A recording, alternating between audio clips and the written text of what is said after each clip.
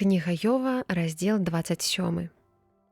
І дадаў Йов, працягваючы прыпавесць сваю, і сказаў: «Жыве Бог, які пазбавіў мяне суда, і ўсемагутны, які прывёў да горычы душу маю. Бо пакуль яшчэ трывае дыханне ўва мне, і пакуль дух Божы ў ноздрах маіх, не скажуць вусны мае несправядлівасці, і язык мой не будзе гаварыць хлусні. Барані, Божа, каб я лічыў вас справядлівымі, пакуль не памру, не адступлюся ад сваёй невінаватасці. Апраўдання свайго, якога пачаў я трымацца, не адкіну. Не асуджай мяне сэрца маё за цэлае жыццё маё. Непрыяцель мой хай будзе, як бязбожнік, і праціўнік мой, як злачынца. Якая ж надзея бязбожніка, калі сцінае, калі забірае Бог душу яго? Ці выслухае Бог крык яго, калі прыйдзе да яго бяда? Ці зможа ён цешыцца ўсемагутным і прызываць Бога ўвесь час? Я апавяшчу вам пра руку Божую, нічога не буду ўтойваць з таго, што мае ўсемагутны.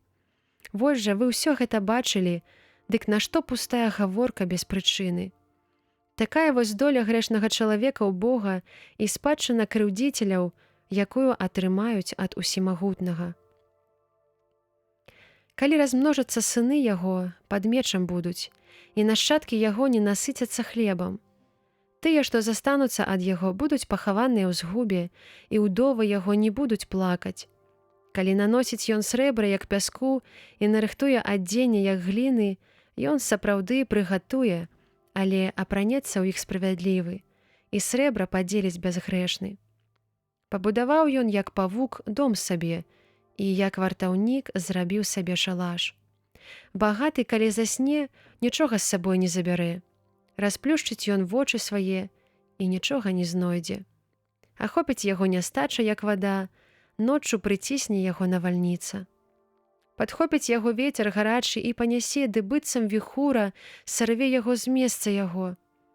Ён нашле ўсё гэта на яго і не пашкадуе. І будзе ўцякаць, каб уцячы з рукі яго, будзе пляскаць над ім сваімі рукамі і асвішча яго са свайго месца.